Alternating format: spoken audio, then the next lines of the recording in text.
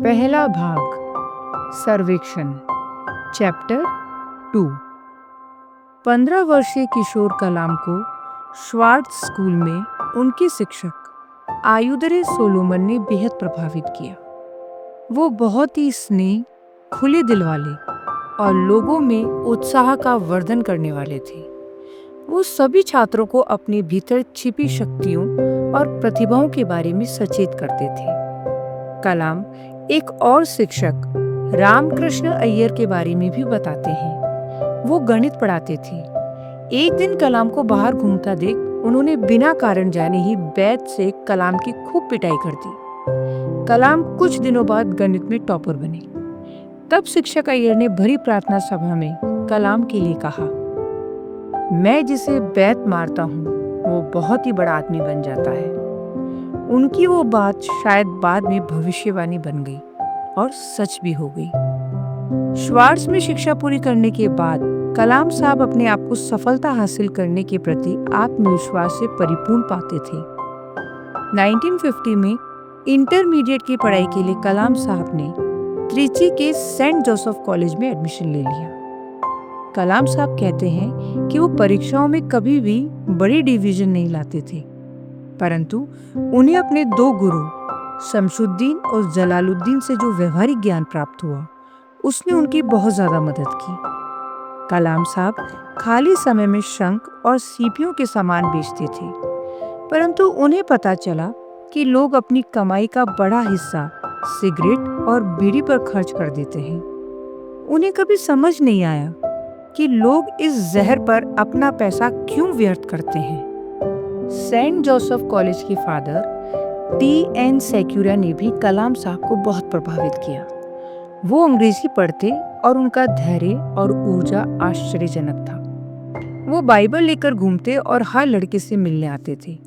दीपावली पर वो कोशिश करते थे कि सभी को पवित्र स्नान के लिए तिल का तेल मिले। सेंट जोसेफ के शिक्षक कांची परमाचारी के सच्चे अनुयायी थे, जो देने में ही विश्वास रखते थे।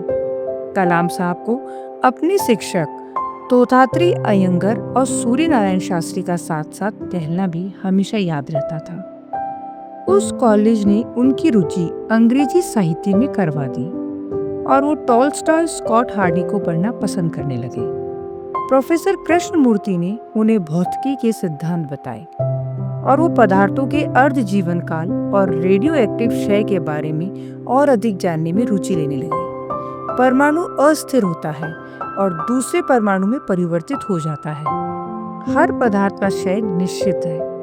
ब्रह्मांड विज्ञान और खगोलीय पिंडों के बारे में जानने में कलाम साहब को बहुत रुचि उत्पन्न हो गई। उन्हें ज्योतिष और इस खगोलीय विद्या में फिर विरोधाभास दिखने लगा। उनको जॉन मिल्टन की पैराडाइज लॉस्ट की कविता ने बहुत प्रभावित किया, जिसके कुछ बोल थे, होने दो सूर्य को दुनिया का केंद्र और सितारों की धुरी, मेरी ये धरा कितनी गरिमा में धीमे धीमे घूमे अपनी ही धुरी पर। हर चीज गतिमान है, इस धरा पर हर जगह गति है, यहाँ तक निर्जीव वस्तुओं में भी आंतरिक गतिशीलता है। इन सब सिद्धांतों ने व्यस्त कलाम को बहुत प्रभावित किया। उन्हें ये भी बहुत आश्चर्यजनक लगा कि इलेक्ट्रॉन तकरीबन 1000 किलोमीटर प्रति सेकंड जितना तेज गति से घूमता है।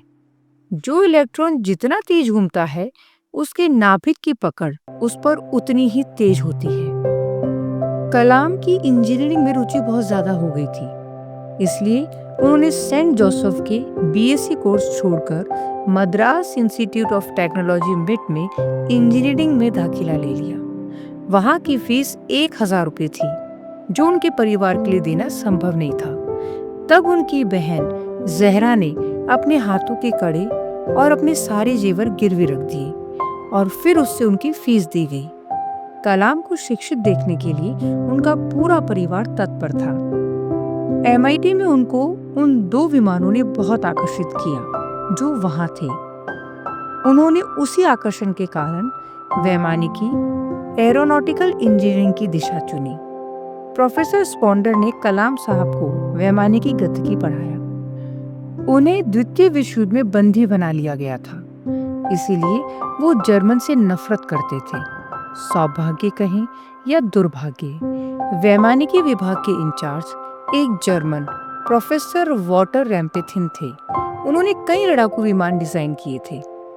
इन्हीं सब महान प्रोफेसर के मार्गदर्शन से धीरे धीरे कलाम वैमानिकी में पारंगत होते चले गए।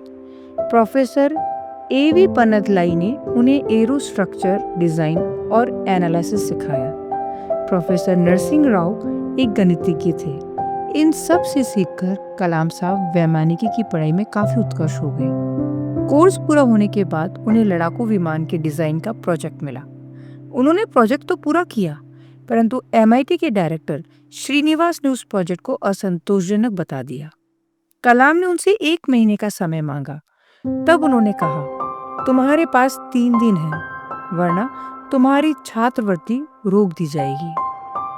छात्रवृत्ति ही कलाम के लिए सब कुछ था। उनके पैरों से जमीन खिसक गई। 3 दिन तक बिना कोई भी समय व्यर्थ किए कलाम साहब अपने प्रोजेक्ट पर लगे रहे।